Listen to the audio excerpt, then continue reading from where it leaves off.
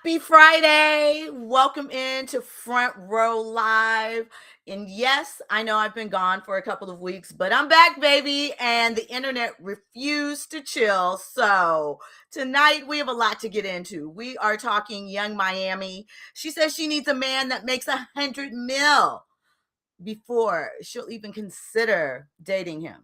Meanwhile, Diddy's ex-girlfriend Gina has resurfaced in a clip that has people talking again about Diddy, Cassie, and Young Miami. So we're going to get into that. We're also getting into T.I. and Family versus 50 Cent. Now, this is what started as rap smoke, but is quickly turned into a full-on family affair. And can I say, the king of memes might be getting belt to 8 right now from the Harris clan. And we're going to get into Kenya Moore. She's speaking out after reports claim that she owes over $88,000 to an Atlanta salon. And we're going to get into what I think is a genius partnership with the Atlanta Hawks and one of Atlanta's favorite night spots. So yes, we've got money talk, messy timelines, rap beefs, business drama, and the internet picking sides. So let's get into it. First up, who got grace this week, right? We are talking about the partnership with the Atlanta Hawks and Magic City. This is one of those stories that sounds like a joke until you realize it's actually a pretty smart business move. Okay, so the Hawks are linking with Magic City. And Magic City has been on the profile, a part of the culture for like 30 years at this point, right? And it shows that the Hawks are tapping into Atlanta culture, at least as far as the internet is concerned, right? It's an Atlanta institution. It's long existed at the intersection of sports, entertainment, hip hop, nightlife, and quietly city branding. So it's not just a strip club story, it's Atlanta mythology. And so the Hawks tapping in with them is like incredible. It's served as a music break room, an athlete after hours spot, local tourism attraction, and a place where rap rumors, records, and reputations have all been made, right? So the Hawks are basically saying Atlanta culture is a part of this franchise's identity, right? And they got to reach the youth. Is strip club culture still the youth? Well, it's paying homage, right? So it's a little bigger than basketball, I feel like. So listen, not only are they going to have merch and it's going to be Magic City Mondays, just like in the club, they're also dropping the famous wings, right? Have you been to Magic City? Have you tried the wings? They're actually really good, like no cap in that wrap. I don't know about recently because it's been a long time, but Magic City's cultural relevance has been embedded in rap and athlete culture for decades. It's shown up in lyrics, documentaries, oral histories, nightlife lore, right? We all heard about Deion Sanders allegedly giving a woman a $50,000 Rolex at Magic City. They said it wasn't true though. But the venue carries a very specific kind of Southern cultural cachet that outsiders reduce to just one thing, but it's actually a lot of things. And it's been a part of the city's ecosystem for quite a time, right? So lots of teams are chasing culture. Atlanta is capitalizing on what's already there. Okay. Now, who's also getting grace, I feel, is Tina Knowles, right? We're going to get into the 50 and TI thing, but I feel like as much as people whisper about the potential of Miss Tina being a mean girl, mean woman, a mean mom, she actually shows that she uplifts women and she, understands that being picked apart thing. So her supporting Tiny and posting that video was, not so much her jumping into rap beef. It was supporting Tiny, who obviously doesn't have anything to do with this beef other than being T.I.'s wife. And I will stand on a hill saying this: women are always collateral damage in rap beef, right? Nobody really cares about the woman. They care about making her a punchline or something like that. But I digress. Hey Royale, thank you for checking in. I appreciate you. Good looking out.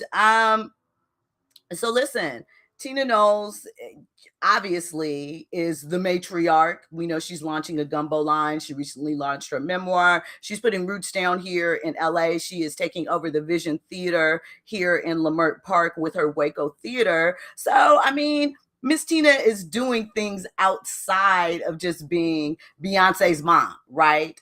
But when another respected woman publicly sides with Tiny, the discourse kind of shifts, right? From internet roast to why are we still using women's face and bodies as collateral damage in male hip hop beef, right? This is one of rap culture's bad habits. I think that it needs to die. A conflict between men turns into women getting publicly dragged, memed, or reduced to whatever. Tiny is a legend, right? You got to give her props. Escape debuted in what, 93? The first female act on So Def. So you got to give her props for that. Writer, still collecting checks from No Scrubs and was it Bills? One of those hits. So, it's not about Tiny needing saving per se. She doesn't, but it's about people clocking the junk that Fitty does sometimes, All right, so listen, I'm gonna wait to get into 50 because we kind of talked about it, but we can talk about it later. But let's talk about Miss Young Miami, right? Because she's resurfacing. She has new music out. What is it? Clock it. You know it's tea when you see them two fingers going, right? So she's back. People thought that she was going to just fall to the wayside. The internet picks sides as they always do.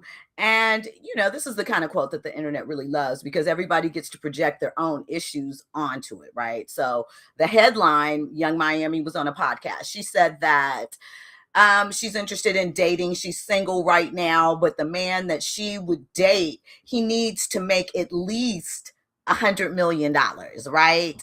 And I feel her on that. I mean, let me say it like this, right? Before you guys start clowning me or something. What I'm saying is that you should set standards for yourself. I don't know if Young Miami has 100 million, but she probably has a couple of M's. She has a lifestyle to keep up with. She's a rap star. She has dated a man that made that much money. So, have at it, girl. If you could pull it, you could pull it, right? The internet split into familiar camps because team standards, me. She knows what she wants. Team delusional police. Everybody wants a billionaire treatment with regular girl credentials. She's not a regular girl, but some people will deduce her as such. Team gender war. Men ask for youth, beauty, and compliance and peace, but women can't ask for wealth. They can. And of course, team performance art. This is not a dating requirement. This is branding, and this is all a part of her brand. I think it's a little bit of each, right? I mean, realistically speaking, it's less about a literal boyfriend application and more about the aspirational language in celebrity culture and who can utilize it and when, right? It's about self-worth. And listen, we are not talking about what potentially she may have done or was doing with Diddy. You heard from, and we'll talk about Gina in a second, in the trial that she was treated differently from some of the other women. So I don't know if maybe they just hadn't gotten to that stage yet, right? But people rarely hear dating and money conversations with high visibility women neutrally. They hear self-worth, greed, status anxiety, class performance, soft life fantasy, trauma compensation, or a little bit of each, right? She's been spent years building a public persona around luxury, access, desirability, and being chosen by powerful men without acting pressed. So it's a smart angle for her, right? Right. The internet likes to pretend like celebrity dating declarations are census data, but they're not. They're really about the circle that they're in. And you can't apply those standards to your life if those aren't the circles you're moving in. And clock the T. I'm doing it wrong. It's what? Two fingers, this. I think that's it. So clock this T. I mean, she actually has her own money and a career, right? If she ever starts back up with the Carisha Please podcast, I know the merch was going crazy. She went on a little tour for it. She's dropping money. She has one single where she's actually rapping, not the cute TikTok music with the, clock the T thing. She's kind of spitting. So I say go ahead, Young Miami. Keep at it, right? Keep at it. All right, let's get into Gina, right? We are unclear of the date of this live. I should say that, but it's just recently surfacing, okay? So we don't know when this live was from, but it was put out online. And she talks a little bit about her relationship with Diddy. She explains why she did not testify in the trial. She shares thoughts on Cassie. And she says Diddy allegedly did not like Young Miami. So, of course, what I'm going to do is I'm going to play the clip. Let me get it together because, I need jacking this up a little bit, just a little bit. Let me see. Let me get it together here. No, I'm doing all of the wrong things. It's okay. So, yeah. All right, let's see.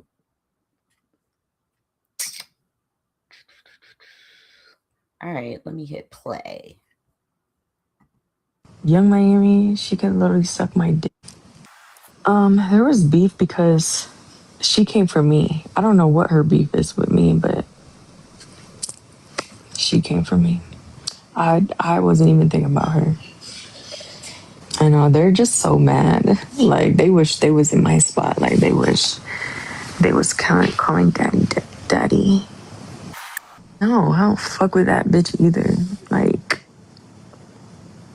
she snitched on my man, so I don't fuck with her. Who would win a fight? Me and Carisha? Me, because I take boxing classes. Yep, I want to be his side piece for the rest of my motherfucking life. Are you worried for when he gets out? Worried about what? Hope he gets out in a couple months. Why didn't I testify? Because I'm not gonna snitch on my friend. Is that okay? Is it okay that I didn't snitch on my friend? I'm not sure. I think his mom probably did whoop his ass. I think she did. I pay my bills. I want to wait for him to get out for me to say everything I truly feel, because I want to kick him down while he's in there and make him even more sad. The reason why I went on was during that time in 2019, I was really, really, really sad, and he was just really mean to me, and I just didn't know what to do. I try to express how I feel. I was hurting really bad, so depressed. I was crying every single day, all night, all day. Y'all don't even understand how I feel. I don't know. It's so much that I can't unpack it all here. But just know that the way I was feeling was really, really intense. And I was just feeling so angry, fuck, just destroy shit. I just wanted to fuck shit up. I didn't lie. If I had lied, why would he still talk to me? Are you stupid, bitch? So I try to express to him. He don't listen. I try to write him a letter so he could read. Because I wasn't able to verbally tell him how I felt, I was writing down my feelings because I thought maybe if I just write shit down, I would just release it and not hold on to my thoughts and feelings. Didn't really work. He don't give a fuck. So I said, okay, bet I'm gonna do an interview. I really did it just to show him to like tell him that how much he was hurting me She's and for him talking to about her stop. And interview with Tasha guess what? K. It worked. It finally worked. I got his attention and he stopped. I never been to therapy because oh, actually I did try therapy. I tried therapy and I think I don't know what it was. I thought Okay, let's stop for a second and get into it because she said a whole lot there. First, she went from my man to my friend. Like Royal Jenkins said, she is a ride or die for real, and there's got to be a lot of coins attached to it. But one thing that is apparent, one thing that we've seen over and over again, and I'll finish playing the clip, but is that these women still seem to be in love, enthralled, attached to Diddy. And yes, there's a lot of money there that's involved, but it's got to be, I don't know, like glutton for punishment. Who knows? But Gina said a lot there. Let's finish listening to what else she had to say because, Girly is obviously still lost in love. Girl, he's not coming home in a couple of months. And when he does, are you really going to waste all of your youth waiting another 4 years for Diddy to come home and think that he's going to make you the one? Because what they've all been trying to get to was obviously Kim Porter's status on the red carpets. Even Cassie, who was on the red carpets, wanted to be Kim Porter. And Kim Porter didn't seem to want that life anymore, but we don't know.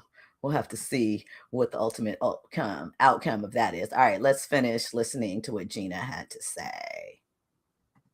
let me just be fully honest, right? With the therapist. So I told the therapist XYZ and I told the therapist who who it was and the things she was saying, it just made me feel like okay, so boom, she said because like unfortunately this happened, but this happens quite often and quite common in any tax bracket. I watched my mom get beat up by men. Young Miami, she could literally suck my dick. Okay, so obviously she came from a home where abuse was normalized. So she is responding to that. That is, I guess, why she doesn't feel like it's that big of a deal. That's a cycle. We hear about that all of the time. I hope she gets it together. I believe she has a child, it's just it is why at times some people don't give grace to women in these situations because they think it's all about overlapping eras, public affection versus private dynamics, who was the main, who was the flex, who was the distraction, all of those things. People immediately think jealousy, trauma, proximity, all of the things. And to a degree, they're not wrong. There is some of that, but I don't know. It's just a complicated situation. You got to teach people to love themselves and recognize that there are things that they can do for themselves. It may not be the same level, but you know. So we'll see what continues to happen. The thing is, her beef with Young Miami, we know from the court files that, girl, it wasn't just about Young Miami trying to be what you are. You wanted what he was giving Young Miami, the public stuff. You couldn't put it out there. Anyway, this conversation has been done to death, but thought that was an interesting clip. All right. Now let's get to where things got complicated. T.I. versus 50 Cent. Now the whole family is in on it. So this one stopped being a two-man rap spat and turned into a family affair with diss tracks and memes and all of the things. It started because T.I. mentioned that he and 50 had a conversation and they talked about doing a versus. 50 allegedly said he was down, according to T.I. But then when T.I. mentioned it publicly on social media, 50 was like, keep your name out my mouth. Then this started an all-out war. And 50's gonna 50. So he was clowning the family, talking about T.I. T.I. threw a diss track out there, going back and forth. And then finally, and mind you, all of this has been deleted from 50's timeline at this point in time. But finally, let me get this straight. 50 posted Tiny, right? And when he posted Tiny, everything went crazy. He posted a picture of her that was not flattering. Side view of the BBL, wasn't looking very BBL-ish. It was in motion. And basically, he activated the rest of the Harris family, right? It's one thing that I can say about T.I. and his family. They will surround and protect Tiny. Tiny has been dealing with all types of commentary on her looks for the past 30 years, right? And yes, to a degree, that is part of being in the public light, but people have been uncharacteristically mean when it comes to Tiny, right? Because that lady really doesn't bother anyone. She's very sweet, and everybody's allowed to share their opinion. But god dang, if you don't think she's attractive at some point, move on, right? Maybe, I don't know. But as we talked about, Miss Tina posted her and all of these things. But then that's when the barrage of diss tracks started. King first got in on it and started roasting 50. Like, let's take a look at your mama and my mama and compare pictures because your mama's dead. And he was very hard on the emphasis on dead. He was like, let's dig her up and compare photographs, right? He even made a t-shirt with 50's mama on it. He did a diss rap, right? And King, maybe the YNs go up for his music. I don't know. He's young. He still has time. It's not for me right now. But Damani, the other child, Damani stepped. And let's be clear about this, right?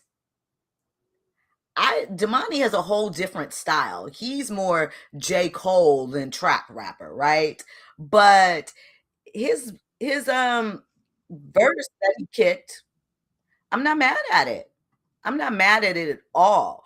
The funny thing is that 50 tried to divert from all of this, and because he expected everybody to be on his side. We're not used to 50 getting jumped and him not, him losing. We're never used to 50 losing a viral battle. That doesn't happen. But this time he got the right ones. And they came together like Voltron. It's Voltron, right? Right?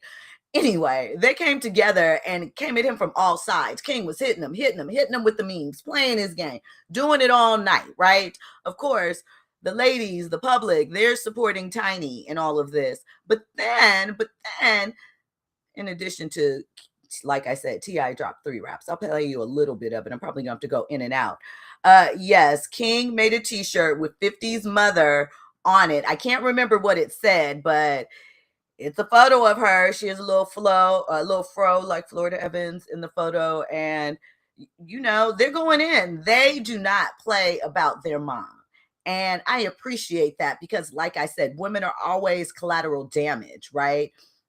And you think about the fact that 50, his oldest son's mother and he obviously don't get along. His youngest son's mother and he obviously don't get along. He called her LSW, little ex-worker, during the trial because she had a relationship with Diddy. I know that had to be a little embarrassing for him. I know it had to sting. Of course, he got his revenge.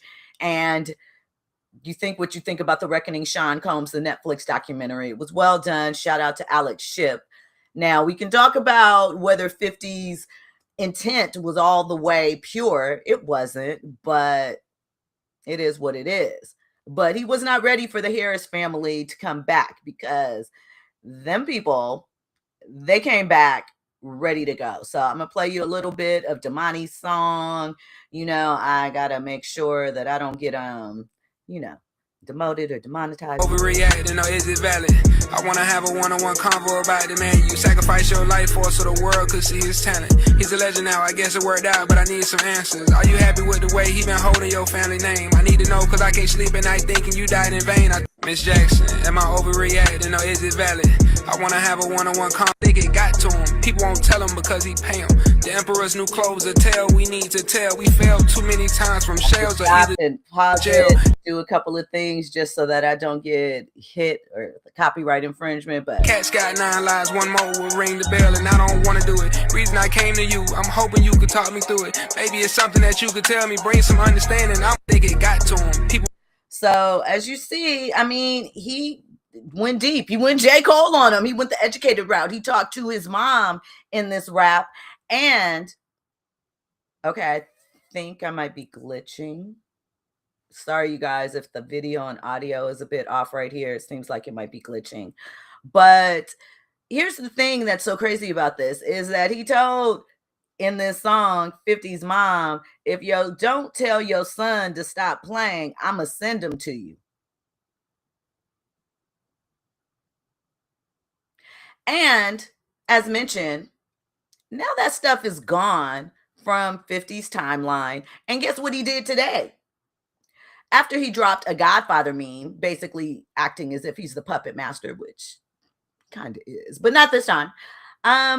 He dropped a new poster teaser for Power Legacy. That's the show that is going to have both Tariq and Tommy teaming up. The last one, he said he's probably done with Power after this one, as you should be. And I say this as an OG Power fan, Saturday nights, 9 o'clock when Power first dropped. Anyway, also the teaser for Raising Kanan, the final season, dropped today as well. So he is switching the subject. He does not want to have this conversation anymore, as he should. He's moved on. I think the Harris family got with the all big bad mighty 50 Cent, and you know, he may not have taken him down forever, but they definitely put a little chink in the armor, right? And if you don't know the origin story of T.I. and Tiny, they met in the studio back in 99. Tiny was already a member of a platinum selling group, right? She already had industry standing. T.I. was an up and coming rapper. I don't even think he had his deal yet at that point. They linked up and Tiny held him down. And he has not forgotten that. And so he holds her down no matter what we on the outside think of their relationship, their ups and downs, their personal dealings and whatnot, you know? But it gives you a sharper read on why he might feel particularly territorial about public disrespect towards her. He always stands 10 toes down when it comes to his wife. Remember when him and Floyd Mayweather got into it because she was just being a little friendly with him when T.I. had stepped out and he was caught up with Bernice Burgos and all of that stuff. But that's a story for another day, you know. Listen, I respect 50 the businessman, and obviously he got a viral moment, but I really do think that he forgets at times you got to leave people with their dignity, and sometimes you just got to stop, right? He brought meme energy to a man that is definitely about his family business. All right, let's get into Kenya Moore's Atlanta salon rent fight. Now, we know the hair spa was a source of drama on the most recent, well, not the current season that's about to start, but the most recent season of Real Housewives of Atlanta. It actually was the scene and the space that got Kenya removed from the show when she showed alleged pictures of a cast member in a compromising position, but it turned out it really wasn't her and all of these things, but we know she's removed from the show, right? So look, reports have surfaced that she owed nearly $88,000 in unpaid rent and utilities tied to the hair spa, right? Per the documents, they say that $43,988 was due by the end of this month, which is basically today. And another $43,988 was due by the end of March, total of $87,976 plus $5,500 per month rent unless she vacates, right? So Kenya has responded and she has said, my company is in an active lawsuit against my salon landlord, right? And that is because she said that she put in $80,000 worth of tenant improvements and he owes her that money in actuality, right? She claims that she invested $300,000 of her own money into building the salon and that the landlord failed to reimburse contractual expenses. And she withheld rent as an attempt to reach a fair settlement, right? So there's two narratives here. The landlord saying you owe me rent. Kenya's narrative like, no, you owe me for these costs. So this is a contract dispute, not deadbeat behavior. And that's an important distinction because we've seen a lot with these reality show participants getting caught up because of money matters. Most recently, Wendy Osefo and her husband on Real Housewives of Potomac, where they're alleging that they performed insurance fraud by saying that their house was robbed, but then they were spotted wearing some of the items on social media. Rookie move. Not that I would know about insurance fraud, but common sense says, why would you wear a piece of jewelry on social media that you claim was stolen? You aren't assessing your plan correctly at all. At all. But a lot of celebrity business stories get flattened into this person didn't pay when there might be deeper issues and more going on. That's why it's important to look at what's going on in the filings if you can, right? So Kenya may not be in the wrong here. And, people can pause on calling her broke or any of the other things that might be being said about her, right? It's more than just a celeb owes me rent, but that's that. So listen, before we go, I have these little buckets. So silence is a big part of the conversation. And I am wondering, I feel like Gina seeks attention. And it is interesting that the week that Miami drops her new single and things are looking up, all of a sudden here comes Gina with some stuff. No clear answer. Just saying. Don't really know. Could be fan fiction. We'll see. 50's lack of response to the final blows from the family. I feel like he's waving a white flag as much as he can in 50 terms by changing the subject, right? Because 50 controls the weather, at least in his atmosphere. And so his temperature is back on promo mode. So T.I. is back though musically. Let him know that's a bop right there. He cut the dreads, he's back to the hat cocked to the side. I'm here for it. And I'm also here for him honoring his wife. So I appreciate that. Listen, before we get out of here, I want to talk about the Rock and Roll Hall of Fame. So this year's potential nominees have been put out there, right? And the nominee pool is thick. 17 nominees are named. I think there's only 9 or 10 that are eligible to be able to go in, right? So who is nominated is Phil Collins, INXS, Melissa Etheridge, multiple times, Jeff Buckley, he's obviously deceased, Wu-Tang Clan, Lauryn Hill, New Edition, woo woo, Luther Vandross, he's deceased, Pink, Shakira. All right, so the returning nominees are the Black Crowes, nominated for the second consecutive year, Billy Idol for the second consecutive year, Iron Maiden, Oasis for the third time, Iron Maiden the third time as well, Joy Division, New Order, Mariah Carey for the third time, and Sade for the second time, right? Now, here is my thing. I have voted, and I kind of was rooting for everybody Black, but there are some caveats to my thing, right? I think Phil Collins deserves to be in there, but I'm not mad if he doesn't go in. Why? Because his group, and I'm blanking on the name of the Genesis, right? Genesis went in 2010. So he's technically already in there. Mariah Carey and Sade, they need to go in. Here we go right here. INXS, Billy Idol. I'm fans. I remember when Billy Idol dropped with a rebel yell. She cried more. And Eyes Without a Face, some other stuff. I'm kind of here for it. However, as you know, or maybe you don't, I am New Edition for life, right? I love New Edition. I feel like they are the greatest R&B group of all time. And I know it's a stretch, especially on their first time, especially if you look at a lot of people don't necessarily consider the idea that an R&B group should be in the Rock and Roll Hall of Fame. I feel like they deserve to be in there. So go vote, go fan vote. Fan vote will get those up there. So if you guys want to participate, you have any favorites, go check into it. Obviously, Lauryn Hill, Fuji's, her solo album. Well, she would be going in just for her solo album, basically. I think Lauren deserves to go in, but I wouldn't be mad if she didn't go in this time. So those are my thoughts. Listen, the voting structure after, we get up these nominees includes 1,200 artists, journalists, historian, and industry professionals. Public fan voting is also open, right? So that's what I'm saying. Go online, you can vote.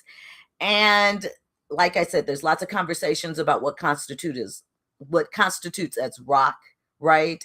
And where that lies in the history. But I think some people are undeniable with the traces and their fruits of the tree. And we all know rock really originated with Black folks anyway. So, but there are a lot of old white men that are voters, and some of their favorite groups from their era are a part of this voting block. So it's going to be really difficult.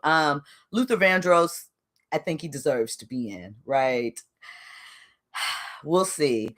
New Edition and Lauryn Hill, this being their first time, I have a lot to say, especially about New Edition, but we'll see what happens, But I do wonder, as far as Mariah and Sade being repeat nominees, that's the question that opens up why it takes so long for Black and women-led excellence to be institutionally embraced. Hopefully, one of those two makes it in. And Wu-Tang Clan, right? I think they deserve a place, but I'm not mad if Wu-Tang doesn't go in this time, right?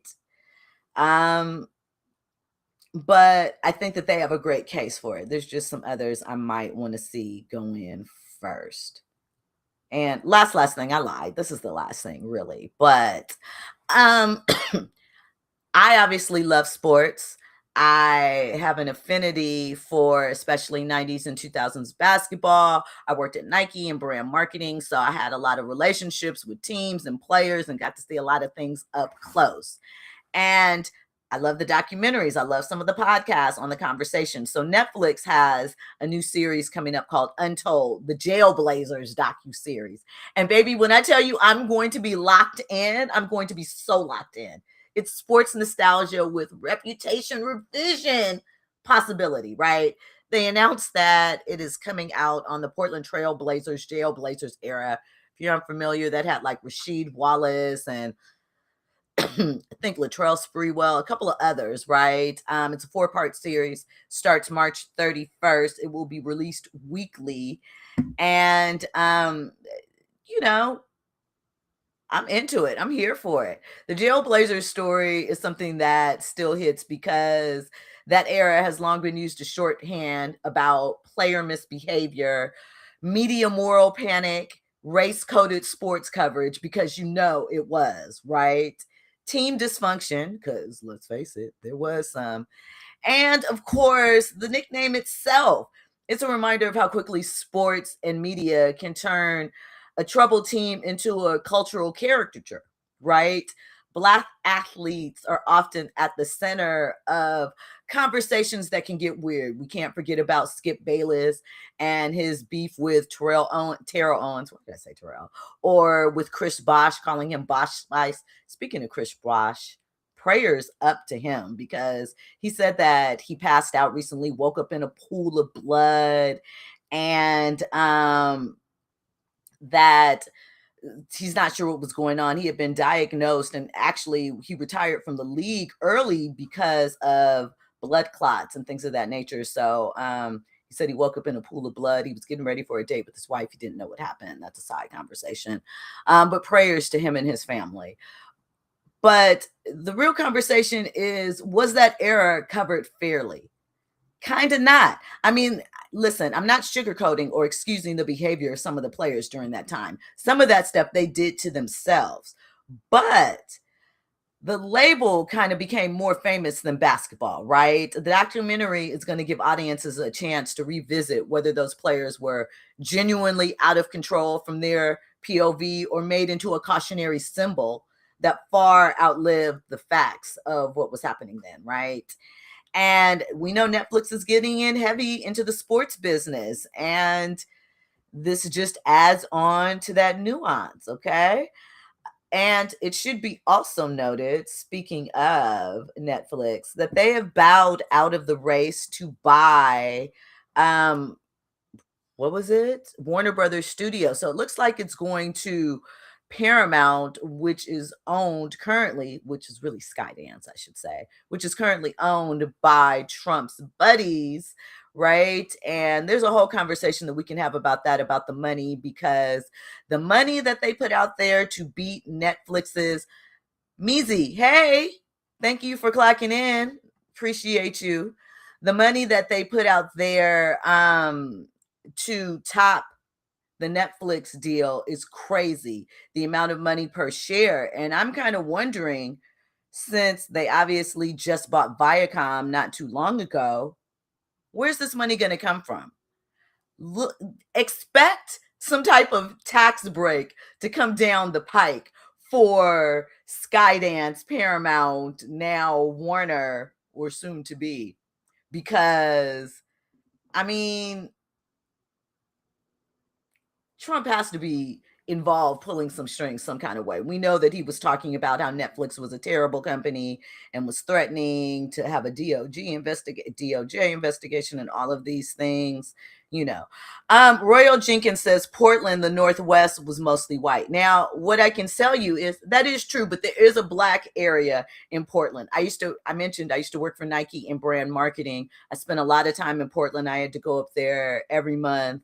So I was familiar with some of the cuts and whatever places. It is a mostly white place, but there definitely was a black area in Portland. And of course, Martin Luther King Jr., I can't remember if it's Street, Drive, Avenue, or what have you, went right down the middle, but that's usually what it is. But I'm excited to check that out. We know I'm a sports fan. So listen, if there's topics that you want to discuss week to week, or there's something you want me to cover, or something I'm not doing that you think I should be doing, please leave it in the comments. I appreciate you locking in with me. I will be here every week from now on. We just had a couple of things go down, but we're locked in every Friday, 5:30. You guys tell me which one works better for you. I appreciate you. Meezy, your sister lives in Portland, Oregon for almost 20 years. Does she like it? Portland is really peaceful. I will say that. The weather, when it's nice in Portland, it's really nice. It's really beautiful. It's really green, things of that nature. I enjoy it. So, you know, it's not a bad place to live, but if you're looking, in my opinion, for a lot of culture, Black culture, you want to be steeped a little bit in Black culture, then, you know, I don't know if it is the place that I would seek to go, but it's not a bad place to live. It's quiet, it's slow, it's really green and beautiful. Seattle's not too far away. It's a quick plane ride back to LA or to the Bay, so it's a nice place. Thank you for checking me out. I appreciate you. Make sure you hit that subscribe button. Check back here with me next week. Check out some interviews on the channel. I have Monique Samuels from Real Housewives of Potomac, Kiki Palmer from her series The Burbs, and I got some more stuff coming up. All right, you guys. Thank